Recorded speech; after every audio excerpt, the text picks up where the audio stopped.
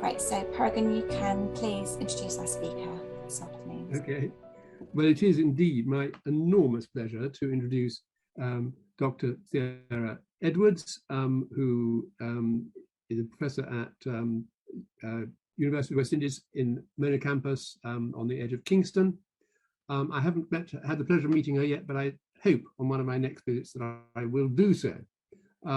She's her knowledge spreads far and wide, but in particular, her research studies include landscape change and history, geomorphology, climate change responses, vegetation ecology, archaeology, historic maps, aerial photographs, satellite imagery, and geographical information system, GIS, are key components of her research and analysis. And her current research interests include landscape history, which is very important today, and the use of GIS in interpreting landscape change and past historical conditions. Her particular geographical interest is around the Blue Mountains, on the edge of which are two of the botanical gardens she's going to talk about. As I say, her interests and knowledge and experience spread wide and deep, but today she is definitely focusing on the landscape history, and in particular the botanical gardens of Jamaica. And I'm huge. Again, another admission, I've never been to any of them, but I shall learn what I'm missing from this evening, and I'm looking forward to that enormously, as I know we all are. So may I hand over, Sarah, to you to enlighten us.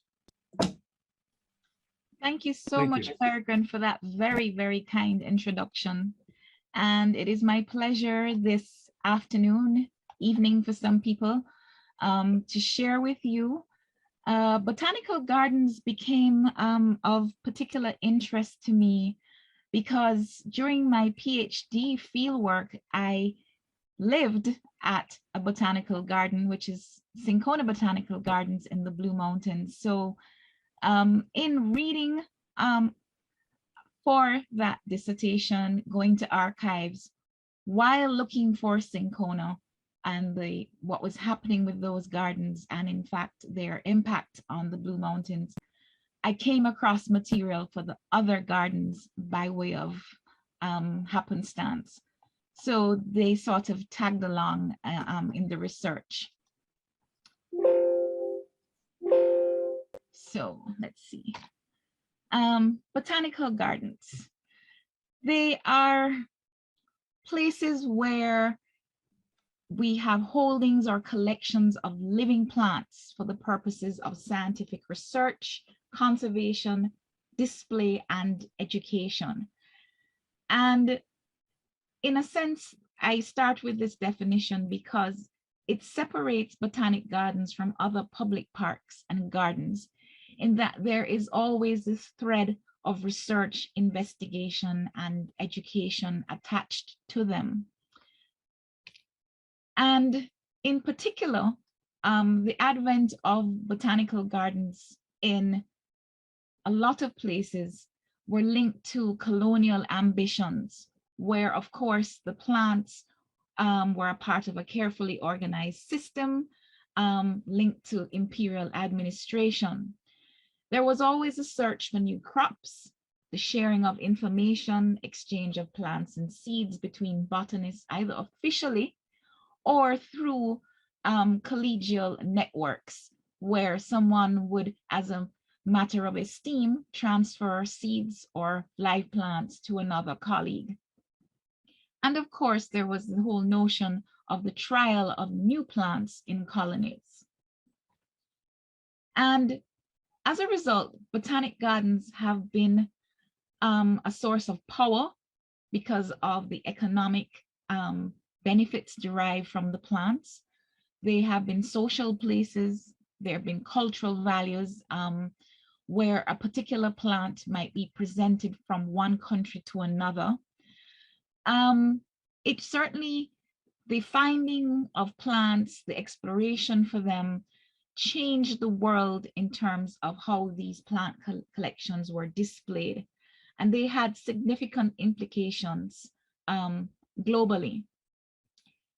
Medicinal plants have always been and remain a key source of interest, and botanical gardens serve that function, and we'll get to that further in the talk. And they certainly profoundly change the nature of our relationship with the natural world. And if you think about it, in Jamaica, we still have lasting impacts from botanical gardens in the form of invasive alien species. They were an engine for the appropriation and development of cash crops during the era of colonialism, and of course, played a part in commodification of the natural world. And a lot of crops were certainly, such as tea, and I'll mention that later in the talk, were certainly commodified through the agency of botanic gardens. And of course, they can contribute significantly to environmental reconciliation. Early botanic gardens were also sometimes referred to as physic gardens, and they supported medical teaching in medical schools through the establishment of a plant collection, both as a pharmacy and pharmacopoeia. So they had strong ties to medicine and the pursuit of the treatment of various ailments that were of interest at a given point in time. And the Cinchona Gardens in Jamaica does have that key role. Of course, we also come to plant classification. Most botanic gardens always have an extensive detailed list of the plants in the garden, their classification in terms of taxonomic classification, as well as their source. Is it a plant that is endemic, a plant that is naturalized, a plant that was introduced, where from, what year, and so on. And in a sense, the gardens play a role in sifting the world's flora to present to persons who visit them the exquisite, the spectacular, the bizarre, and the rare. So there is that certain dimension of spectacle about them. And so we have crops such as rubber and tea that reflect colonial ambitions. And in the case of Jamaica, it was cinchona for quinine. And of course, the study, naming, cultivation, and marketing and global markets are very key to colonial botany. In fact, it played a huge role in Jamaica's fortunes in one of its major endeavors. And of course, they played a significant role in consolidating the economic base of empire through the export of tropical produce and the management of disease in the colonies. And so with that general overview, we look at how botanic gardens come to Jamaica. How did they come to Jamaica? And I'm using a quote from 1804 by Thomas Dancer, who was then the island botanist, which was a key position in the government administration. So this is certainly after the first botanic gardens, but he said the necessity of a botanical garden for promoting the knowledge of plants in general, and for the introduction and cultivation of exotics that are rare, curious, and useful, whether in medicine or the arts, is in the present age so universally apparent that there is hardly in any part of the civilized world wanting some such establishment. And Jamaica was no stranger. So there, I will, even though my talk focuses on the 4 extant gardens, I will mention that there was Spring Garden, which was established in 1747, Enfield, nearby to Spring Garden in the parish of St. Andrew, in 1775. Bath Botanic Gardens in St. Thomas, and I'll show you a map, was established in 1779, and you have Castleton in 1862 and Hope in 1873. High altitude, you have the Hill Gardens were that otherwise known as cinchona. So cinchona gardens became named because of the crop, but its official name for many years was the Hill Gardens, or in some documentation, for those of you who might want to do further reading up, it was also known as the government plantation, because it was a government plantation. And I'll just slide this map over. So this map basically shows you the eastern part of Jamaica, the county of Surrey, and you have the Blue Mountains, the John Crow Mountains, and to the west, the Port Royal Mountains. The two red dots are Spring Garden and Enfield, which were the first two sort of botanical gardens, but they were private enterprises. They were not government funded, and they eventually faded. Then in St. Andrew, you have Hope, just on the outskirts of the city, at the foothills, just as you approach Papine, near to the University of the West Indies, University of Technology. You have Cinchona Botanical Gardens, which is just on the border of St. Andrew and St. Thomas. You have Bath, which is along the Planting Garden River in St. Thomas. And you have Castleton, which is out in St. Mary. I've also just shown the road access, the fact that Cinchona is basically off the main roads. It's very rough parochial roads, and that has contributed to its demise. Castleton is actually along a main road, Bath similarly. And so access does play a major part in these botanical gardens and their fate.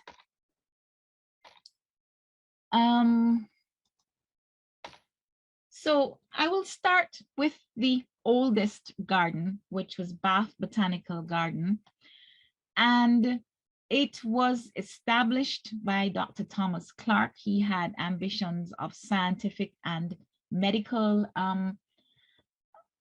plants being established with, to some extent, there was also breadfruit, ackee, and some other economic trees brought in. As I said, the Bly introduction, so to speak.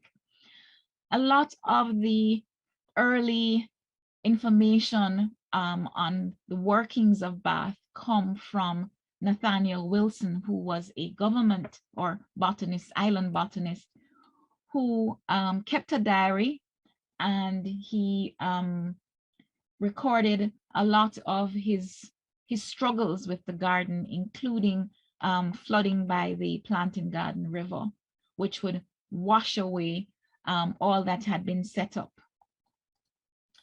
I am illustrating the former situation of the gardens in the 60s as assessed by Alan Eyre, who wrote a book on the Botanic Gardens of Jamaica, which was published in 1966. And he did some, with the help of the survey department, there were some plans of the gardens.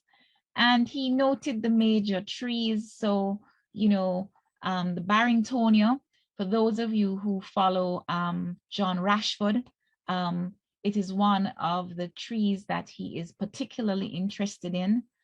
And he lists the 8 major trees of the gardens, and basically indicates their location in the garden in this sketch plan.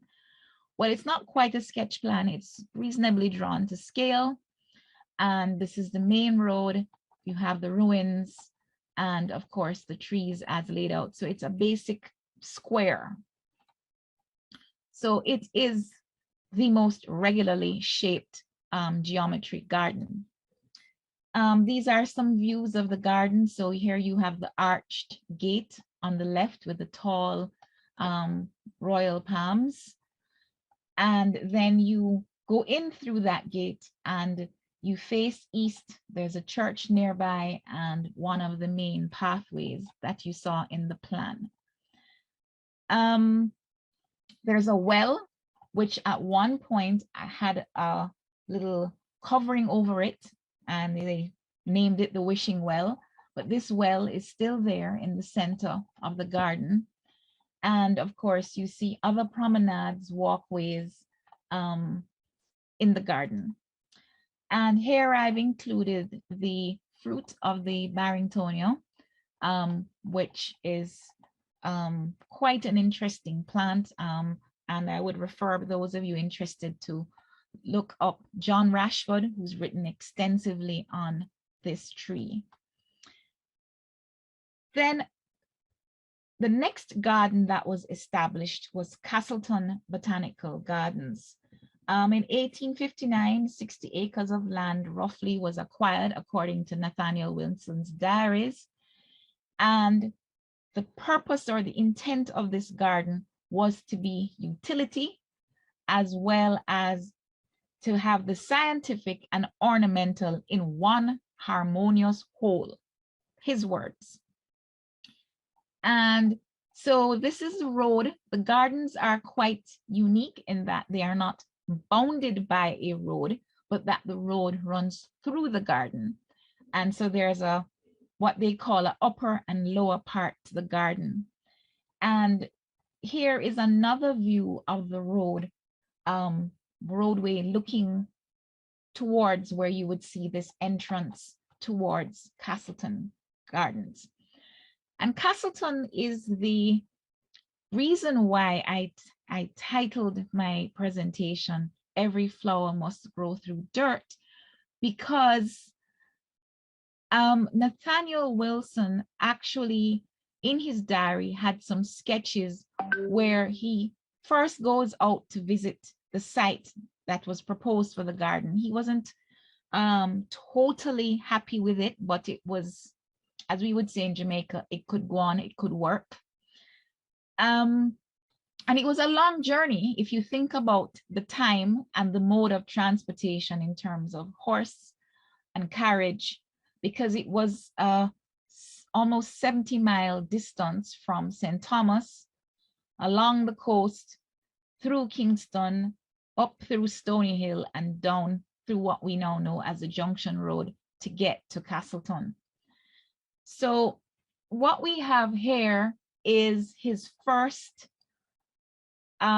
sketch, where he just says, public thoroughfare, inferior soil, 3 or 4 acres. Here is the river, and here is where we are. Here is the intended site for a new botanic garden. So here he says, intended site for new botanic garden. This is for background. Here's a public thoroughfare. This part doesn't have particularly good soil. Here is a famous gateway, and here is the Wagwater River, and this would be the lower garden. And then he goes back, and then he sort of expands this to say, okay, this side is roughly 30 or 40 acres. So this side is another 10. You have the road, you have a little bit of hill. He's saying that the house for the curator of the garden could actually be erected up on the hill so that it could overlook the gardens. And he talks about the gentle declivity. Declivity is a term they use for slope. And he begins to talk about the black, rich soil, perhaps more so because of the deposits when the river would go in, flood, and deposit rich silt. So he's basically beginning to think through this garden, what's there, the physical context, the soil. And then he goes back another time, and on that occasion, he has notes where he talks about small hills for the Chinese immigrants, hilly. And then he said this piece probably contains 12 or 14 acres, which will be found the best nursery ground, geometrical flower garden. and exogenes. Exogenes was a term used for wood, bark, and pith plants. And he said it would be on a small scale and it would extend to the hills at the back. This is the back hilly ground. Then he has noted right here, he wrote in every direction, this land on the upper side of the road divide is available for close cultivation and artificial design, where you now put in your ponds and your beds, and that would have 14 to 24 acres. And he estimated the slope to be 1 foot in 30 or 40 at average. So that's what's written upside down right here. And then you have the road. So this is the road going to Anata Bay, and this is the road to Kingston going towards the left of the screen. Then on the side to the river, he notes this being the best and warmest climate, it is best suited for endogens. Endogens referring to monocotyledonous plants, and it's around 8 to 9 acres. It's nearly level. And then here he notes that there's a gate, and he said next to the gate, gymnogens, gymnosperms, and dictogens, a subclass of monocots, cedars, and possibly cycads would thrive admirably. And then right here, in between the section immediately adjoining the road and by the river, which is near flat, he notes right here that this is the only and best place for a grand walk, being 1/4 mile long, and he envisioned conifers lining each side of this grand walk. And so we get to I've flipped it upside down just to orient it in a similar way, is the road to Kingston, the road to Anata Bay, the main road. And we see now the layout of the gardens with the nursery. We have the arboretum up here. There's a Castleton post office. There's a pond. The palmetum is in this area. You have the formal gardens with the various walkways, and other features. So I won't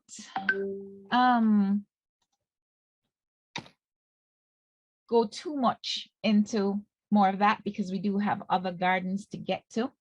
But here are some images, historical images of Castleton Gardens. You see the gentle declivity or the slope of the hill section on the side that goes from the road westwards.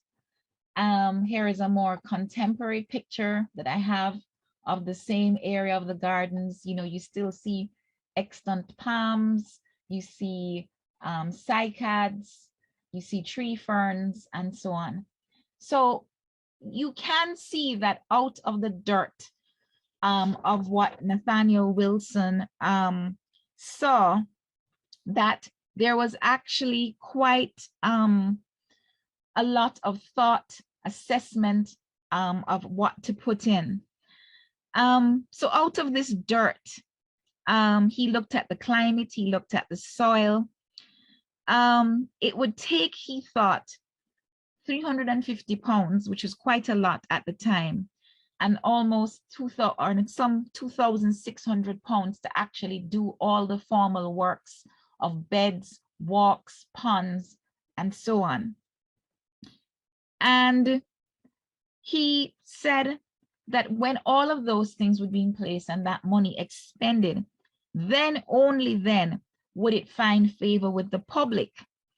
He did feel that the location some 18 miles out of Kingston was not very wise, because it would be better to have a location that was more within striking distance, so to speak, of the city. But for some reason, a go was made of it and the garden was established. And so out of the dirt of the rough site that they had to clear, they had indentured labors on a part of the site, a road running through it, was established this botanical garden. So I've now reoriented the plan.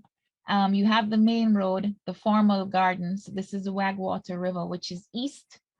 You have, various shelters, the cafeteria, the nursery. You have the palmetum, the formal garden.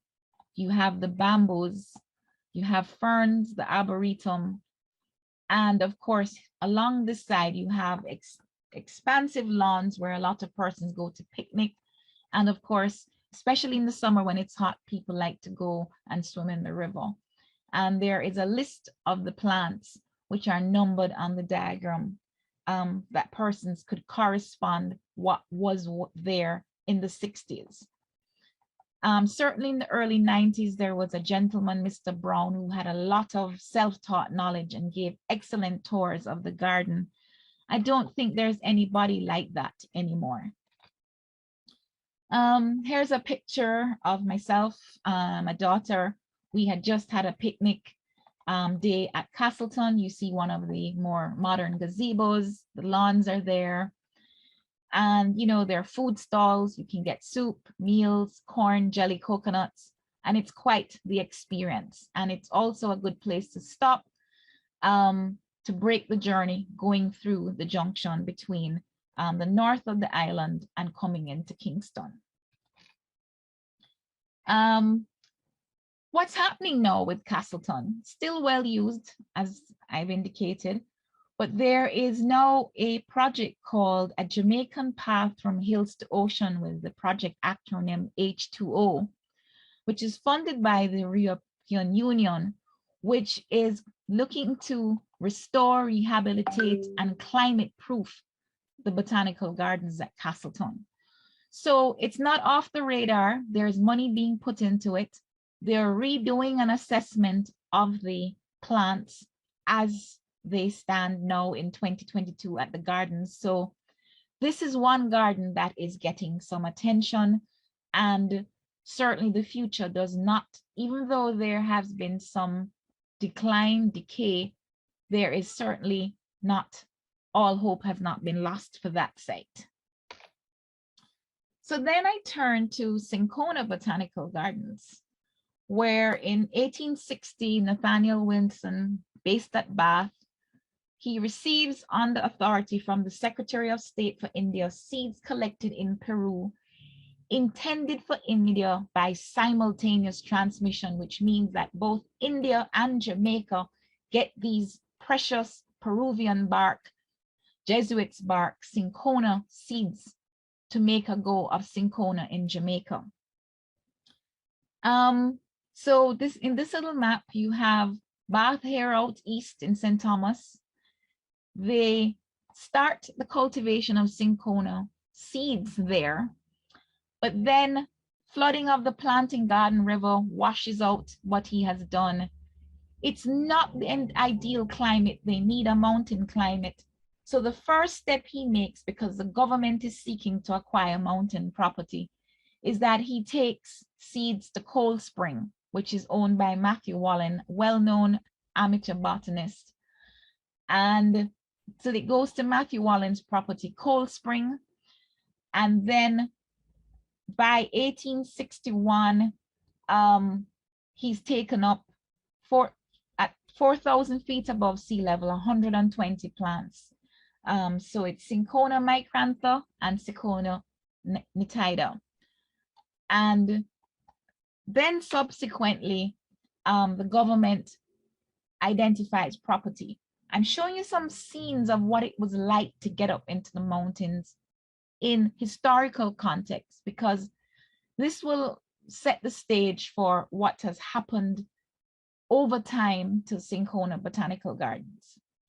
So you would have come by, at some points in time, by tramway or by carriage to Papine. If it was tram, you would then switch to a carriage. You could go by carriage to Gordontown, and then at Gordontown, you would then go to the livery stables. There were a number of mounts lined up, and you would get a mount to go further onwards into the mountains. The roads were narrow bridle paths, quite vegetated. Some of them had retaining walls. So this is actually Newcastle Camp, and this is the Dorsey path, and this is looking across to Newcastle. And this is kind of what you'd have with the pack animals loaded up with whatever you needed to take to go up into the mountains. So the government, wanting to get into cinchona production, it's a viable commodity on the world market. They acquire 600 acres of land, which were 2 patents owned by Richard Latimer. Here they are shown on a sort of a schematic of some historical properties in the mountains. These 2 properties, they form an L shape. You notice that on the right-hand plan, which comes out of the famous Wimbush report, where there was an assessment of the forests of Jamaica, it is referred to as the government cinchona plantation. So it has these variable names: cinchona gardens. Well, it was at time, it was a plantation, the government plantation, and so on. So you have to look for a number of synonyms if you're trying to do any work on this garden.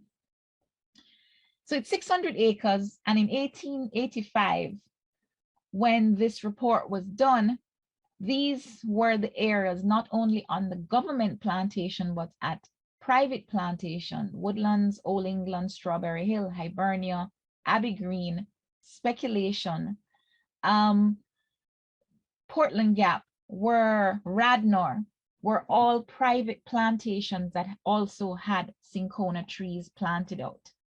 But out of the hundreds of acres planted in cinchona on the government plantation, what we have now is 10 acres left as a cinchona botanic garden. At the time that it was the government plantation, there was an adjoining area, the resource, where there was agricultural experimentation, and resource was administered from cinchona gardens. So the 2 were interlinked, and I would just say that you had extensive government botanical reports published every year. And so, for instance, in 1903, I'm just referring to the report, not only was there, as I said, remember the key introduction, the terms in the introduction to this talk about experimentation, extension, a SAMT. So a SAMT was brought in a Wardian case, and 600 plants arrived in excellent condition from India through the colonial office. And half an acre, they were hardened off and new plants put out, and half an acre containing 800 plants was planted out, and propagation continued. And they were reported as being in 1903, having arrived in 1869, that by 1903, that they were in a vigorous state of health. And they were 3 to 5 feet in height, recently blossomed freely, and have a good crop of seeds set. And they were going to do further propagation. They were not only growing the tea, but they were also having, and I'm using the language of the day, so it may seem politically correct, but it's a direct quote, that they had a coolie who had been employed in India at Assam plantations, who was now processing the tea and taking out tea samples.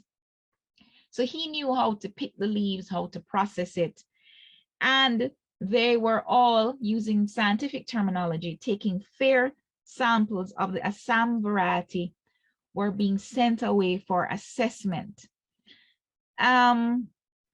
So they note that Jamaica is maintaining her position in the markets of the world with regard to coffee, but there is no tea being exported, and of course, numerous other crops.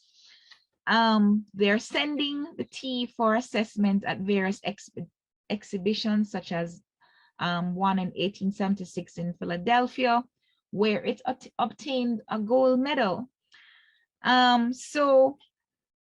it wasn't only tea, but there were a number of other crops. Assam, besides that, there were orris root, olives, and at Resource, when there was a problem in Florida, they were now also looking at citrus and oranges.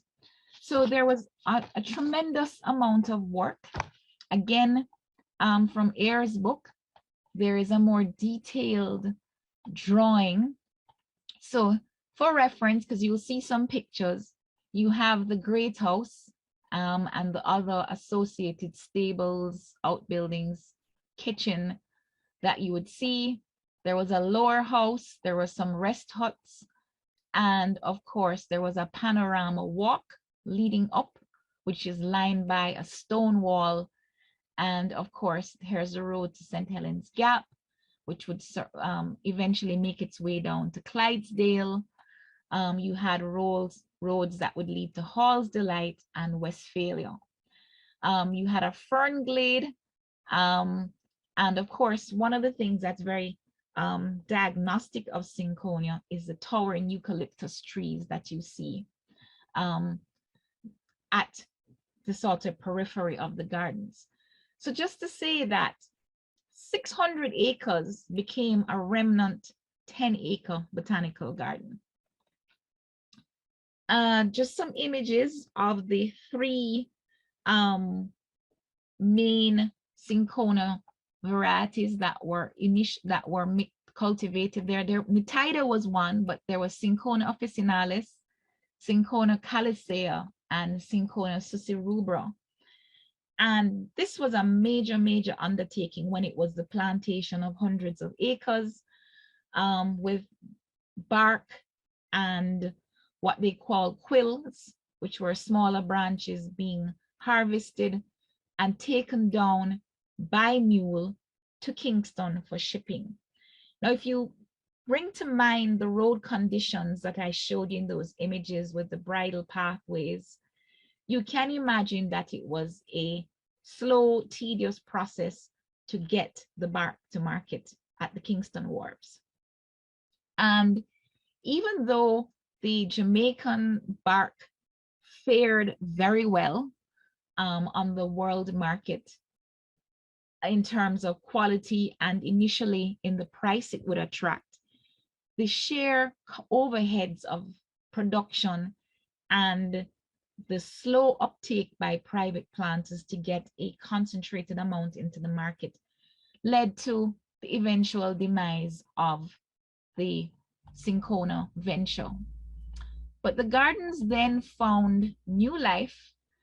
And I just wanted to talk a little bit about, before I talk about the garden's new life, where you had Bath, which would then where Spring Garden and Enfield did transmit plants to Bath, and Bath had a strong exchange going with Kew.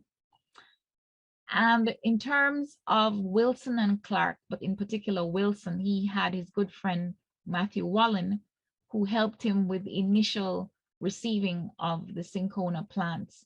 And then from Cold Spring, they were sent to the Cinchona Botanical Gardens, where you had Wilson, Morris, and Thompson as botanists who were in a professional exchange of planting materials, notes, and general information. And of course, you have the Nigrilis exchange in India with the seeds. In fact, at one point, when there was a problem in India, Cinchona sent a further packet of seeds to help them out. And you have botanists such as Hooker, Smith, and Bly, who were the Q dimension to this whole interrelationship, professional network, so to speak. Cinchona Gardens then had a new lease on life, pun intended, when New York Botanical Gardens wanted a tropical research station, and they rented the buildings from the British government because we were still under colonial rule. And these are some pictures of what it looked like when the New York Botanic Gardens held a lease. Then along came the Great War, travel and research monies, everything was put into the war effort, and the lease ended.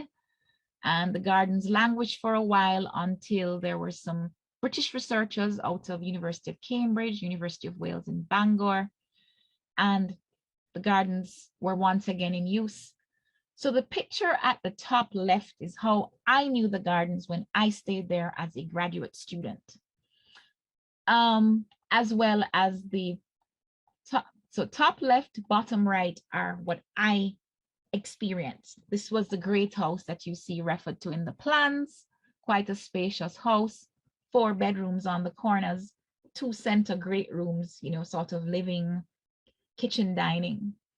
Well, we cooked indoors, but there was an outdoor kitchen. So there was a big dining area, and there was a fireplace, which you will see here, the remains of, that was between the dining room and the living area. So here's one of the remnant eucalypts. No, this was a cedar, a Japanese cedar, here in the center of the garden. And you see some of the beds that had been laid out with stone. And this is another view of the great house. You see a little peak of the chimney coming through the roof. This is one of the outer buildings that existed. Some of the others had already been destroyed by fire. The 2 modern buildings showing just the wooden frame of what was the great house and the stone of the fireplace and chimney are courtesy of Liz Andrews. So top right, bottom left are courtesy of her. So this is Cinchona Gardens. And if you can imagine that this chimney and this fireplace would have been just behind, this would have been Chris Ed Tanner from Cambridge, Morak MacDonald from Bangor, sitting at the dining table. And this was a very beautiful house with all the original hardwoods, and now it's totally a ruin, nothing left, falling down. Again, my thanks to Liz for the pictures of the current state of the building, the Great House building. Lasting legacy, you have Pittosporum undulatum, which was introduced to the gardens, which is now a major invasive threatening the diversity of the nearby forests, and not even nearby, but just the forests in the Blue Mountains, because it's penetrated inwards. And so we have this plantation, formal garden, source of seedlings and plants, major agricultural experimentation, extension to farmers in the area in the 1800s and early 1900s, and certainly a site for scientific exploration. And the final garden is the Hope Royal Botanical Gardens, which was by far the largest, most extensive garden, had the most formal layout, features with a major lake. The zoo was a part of it, and we also now have, not shown here, but a shell bandstand was built in the area where you see the laser pointer hovering. So flower gardens, Palm Avenue, Orchid House, it was just quite extensive, but suffered from a bit of neglect. Here we have my daughter sitting by the sign at the entrance to the gardens. You've had some contemporary things put in, like the Peace Garden put in by the Rotary Club, which features a meditation labyrinth to walk through. The Chinese, sorry, here we have the classic palm walk looking west. And I have a picture here of the century palm when it was blooming in 2020.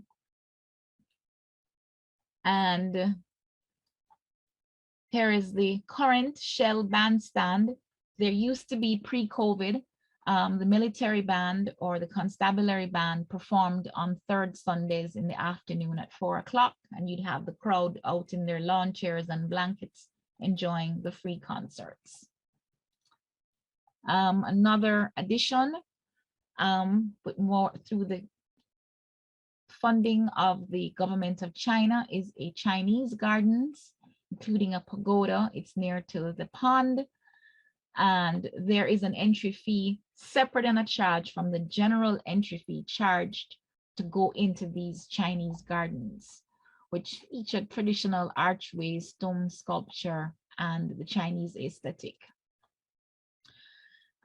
Final point is that the Hope Gardens has survived through the development of an NGO, the Nature Preservation Foundation, which seeks to manage and improve the gardens, the Guardsman Group, which now takes care of the zoo. Their entry fees to access that is charged to all cars, wedding groups for photos, photography fees for weddings and other events. You can have paid events there. There's a plant nursery that sells plants and tree seedlings. And as in many of the colonial botanical gardens across the Caribbean, they're also engaged in conservation of faunal species. In Jamaica, it's the iguana, where they have the Head Start program. In St. Vincent, it was the parrot. In Grenada, it was the Grenada dove. In Dominica, it was when they were trying to save their indigenous frog, the crapaud. So it's attached to conservation. And that is on the note, the upbeat note, that I end this presentation on Jamaica's Botanic Gardens, and we can field questions from persons who have been listening.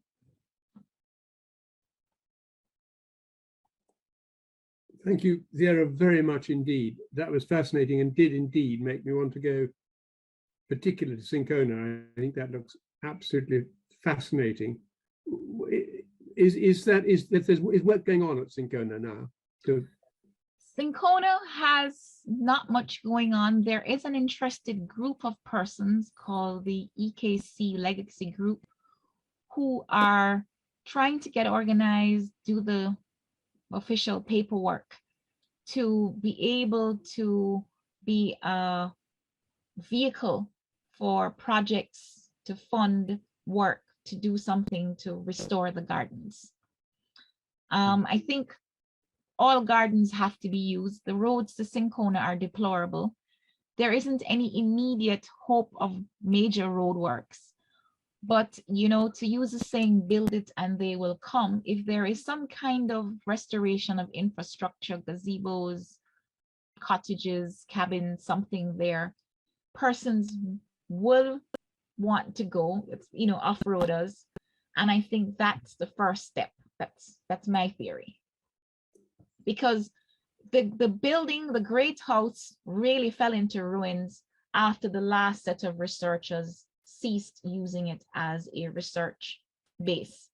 Mm-hmm. While it was actively used as a research base, the building was in good enough nick. Once no one was going and seeing the odd thing, or you know how it is once a building is abandoned or near neglected, it falls to bits. Yeah, indeed. It's we see it all over Jamaica. So yeah. I'm just looking down the chat. If anyone else would like to speak up or raise their hand, I can't see any hands, but oh, hang on, 3 new messages. Actually, Sarah, you could stop sharing and then we can see everyone, if that would help. Oh, that's a great idea. Yes. Great. Good. Stanley Griffin, your hand is up, and do please. Hi, thanks again. I'm also joining you from Mona, from the Department of Library and Information Studies. So this very fascinating talk. Thera, once again, thanks. I wondered though, so in the region, and I guess globally, there's lots of talk about decolonization, and, reinventing our heritage or our sense of self. And there is this strong connection, as you've shown, to the botanical gardens being part of this global colonial imperial project. So how can these gardens reinvent themselves to make them to make them relevant to this, post-independent, this post-decolonization, nationalistic idea of self, when, as you've shown, they were very much part of a much needed, valuable, you can't get away from the benefit that they have given to our societies generally, but yet they're still attached to this idea of colonialism. The naming, the Royal Botanical Gardens. So yeah, how can they reinvent themselves? Thanks again. Okay, reinvention. Some gardens are reinventing themselves, and if I may, if we take Hope Gardens and we look at the Jamaican motto of out of many one people, and we look at the peoples who came after. So we take away the legacy of slavery and enslaved persons who worked at Cinchona in the initial period, or the immediate generation after emancipation. At Hope Gardens, you have the Chinese building a Chinese garden. The guardsman group is headed by Kenny Benjamin, strong Indian connection, Indian national, naturalized. There's a lot of Buddhist iconography, statuaries there, both elephants, and you have elephants at the front now. So there has been this sort of cultural infusion, so to speak, by those ethnic groups that came after. So it's very reflective of all the persons and all the peoples who came. For Cinchona, there is the giving back. Some very seminal work has been done on montane forests to help understand montane forests, both in terms of their structure, physiognomy, the species they have, and also to look at extension work with the farmers there, farmers growing crops on slopes, potential erosion issues. And so some of the, how do we fix this? How do we not just take away from in terms of exploit, grow Cinchona bark to export, but what can we give to science from scientific inquiry? There is, however, and I kind of touched briefly on it when I mentioned that there was the legacy of the Pittosporum, and it's not only Pittosporum, but they're undulatum from Australia, but there are other species like redbush, Hedychium, which is ginger, the ginger lily, redbush Polygonum chinense, which are invasives that are all over the Blue Mountains, which escaped from these gardens, and they are now a major threat. So part of it is that there is the physical legacy of the garden, but then there is now a wider ecological legacy. Therein might be the need for some ecological reparations because of the potential for what is happening to the native forests. I don't know if that gets at some of what you were hoping to tease out in your question.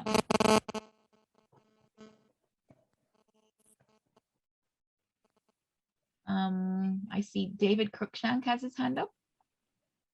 Thera, I just wondered if there's any relationship with the UNESCO World Heritage Site of the Blue Mountains and Jonquil Mountains that Cinchona could play a part in?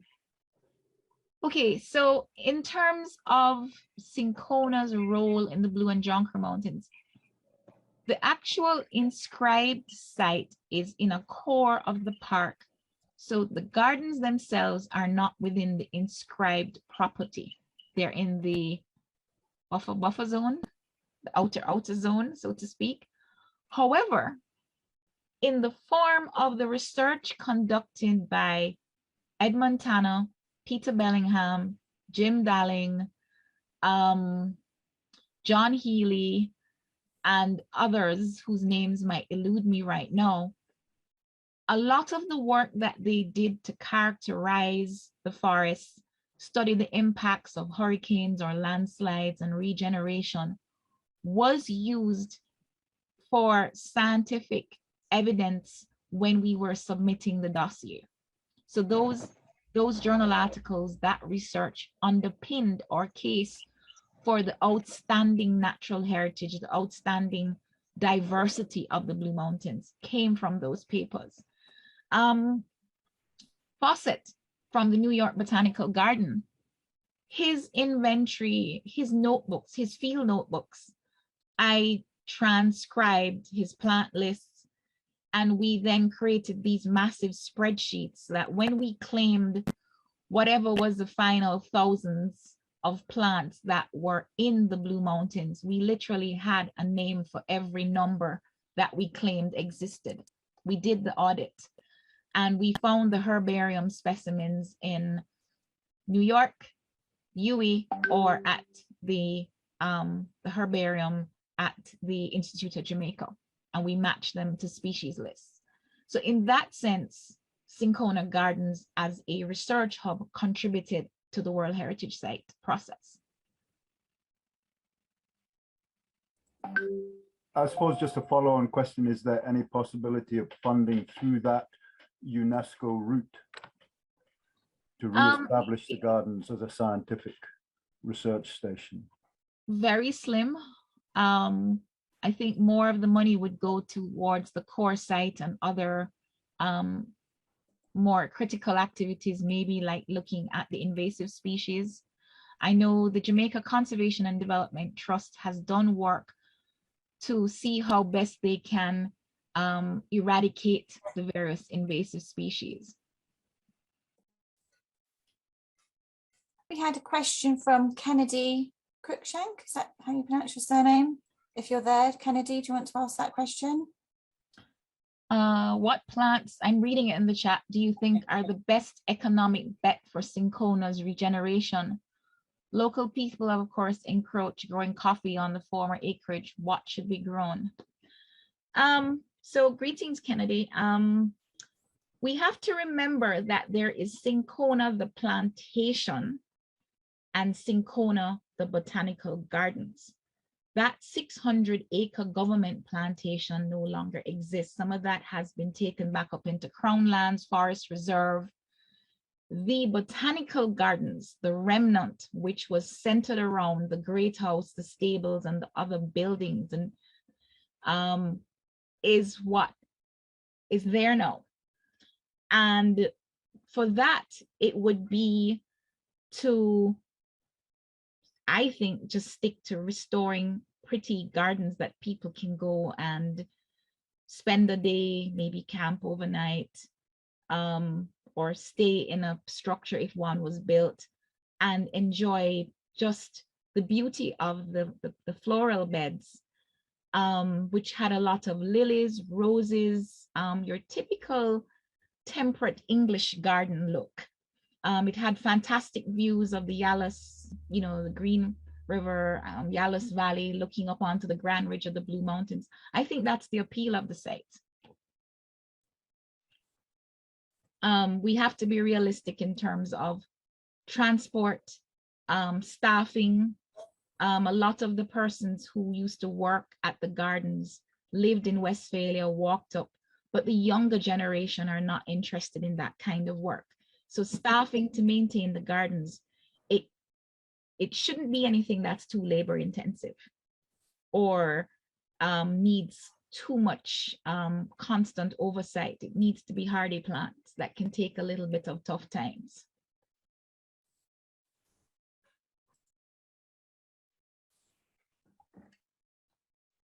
Any other questions? Because I think we've probably nearing the end time.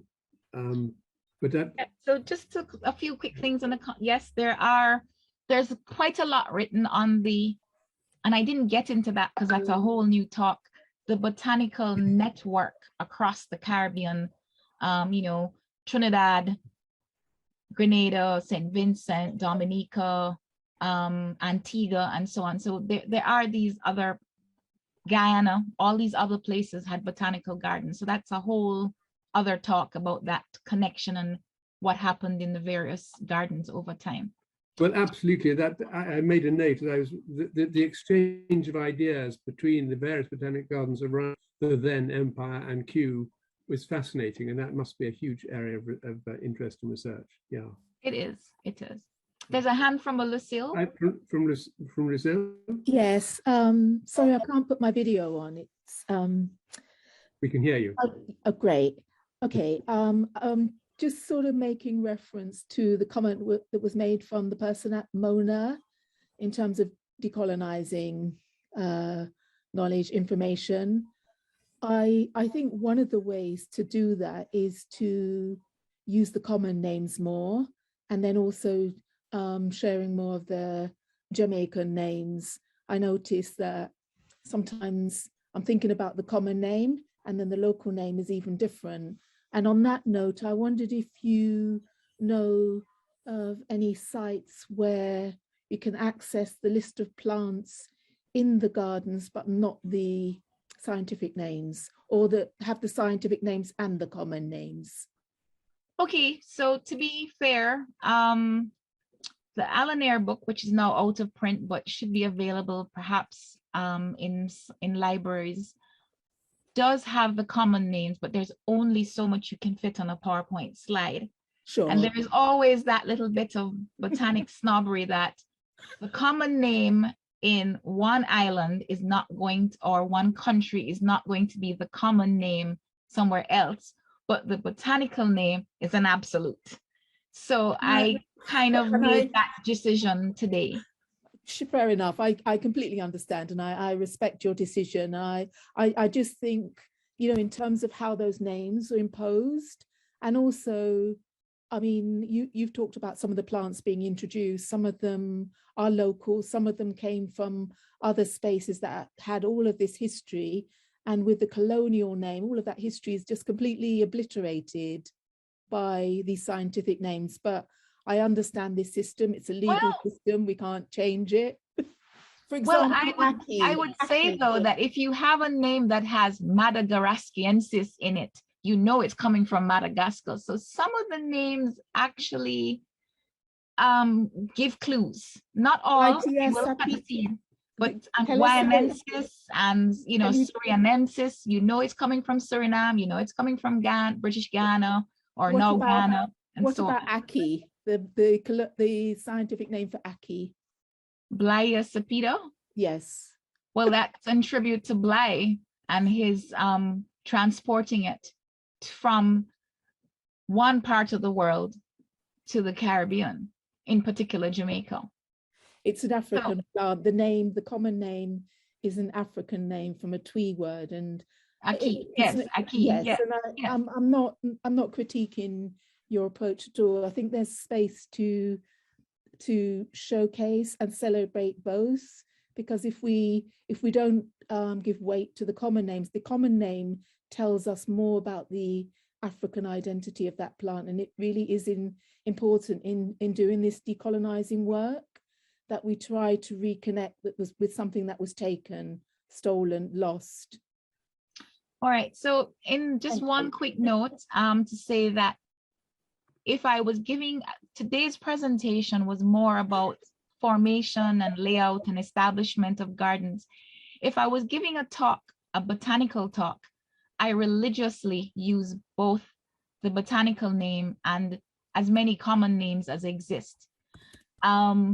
If I'm doing something that's technical, I would actually give the common names across the Caribbean, because the French islands or the islands with Spanish derivatives would have different common names. So Brilliant. It was just the nature. Oh, sorry, Thea, I muted you by mistake. Sorry. Oh, that's all right. Sorry.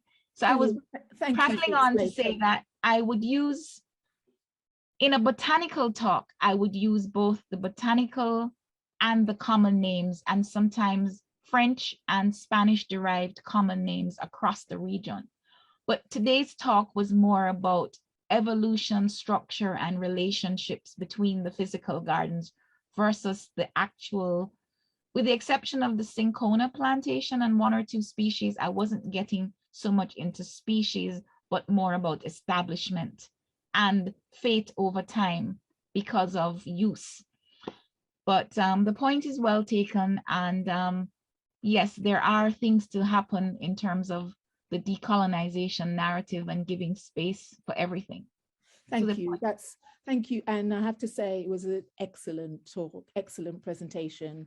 Your research is fantastic and the photographs. So thank you for elaborating. I'm holding it to the camera and hoping that's the angle. It's The Botanic Gardens of Jamaica by Alan Eyre, E-Y-R-E. That's Brilliant. the book. Thank you. Tell me the surname again, sorry, Thea, so I can type it in the chat. I'm going to type it for you in the chat. Please, thank you. I think we're out of time now, sadly, but it was been a fantastic talk. And Peregrine, would you like to just sort of close for us? Yeah, man. Yes, hello. I'd like to hear. I'm on the phone. I'm thinking you've done an extraordinarily good job, but I'd like to add something to it.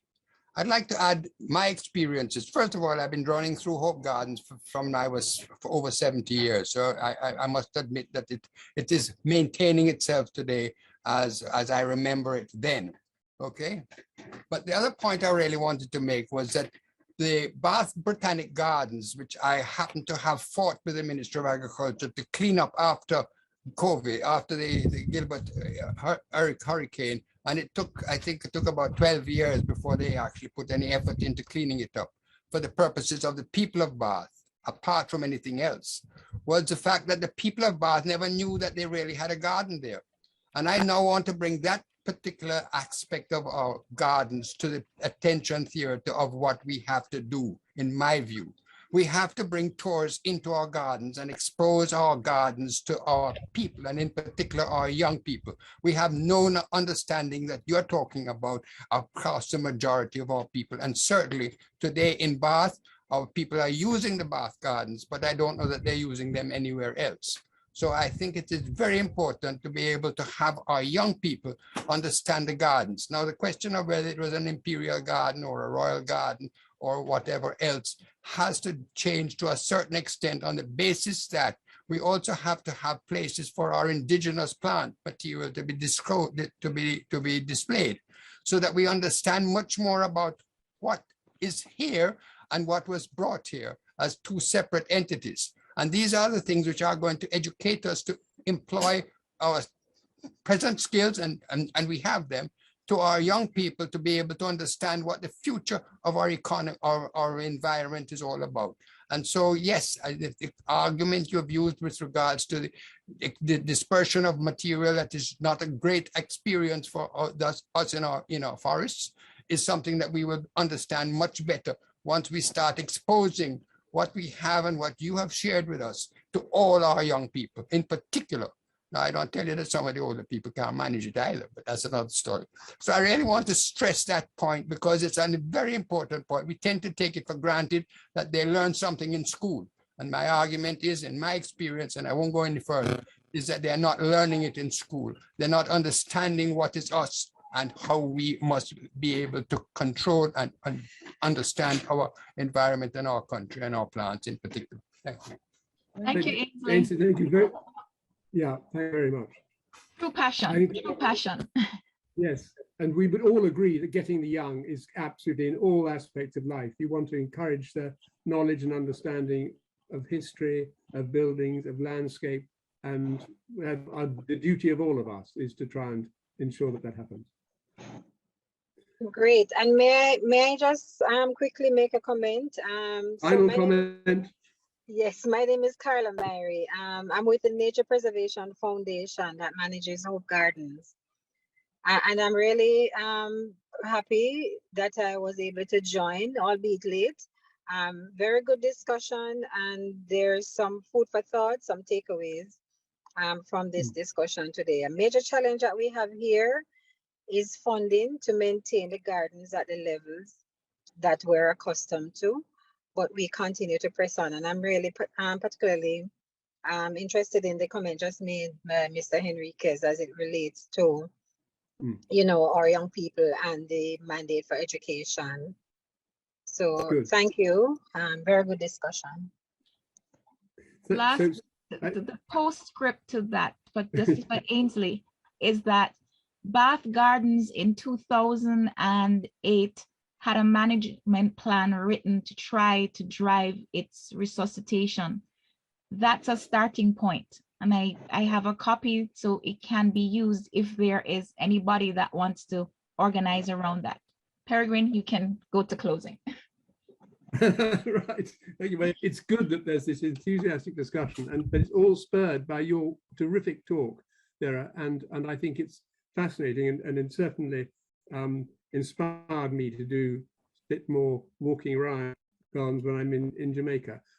So this is, as you're aware, and as you'll have seen in the chat, is one of a series of talks on the gardens, the botanic gardens of the Commonwealth.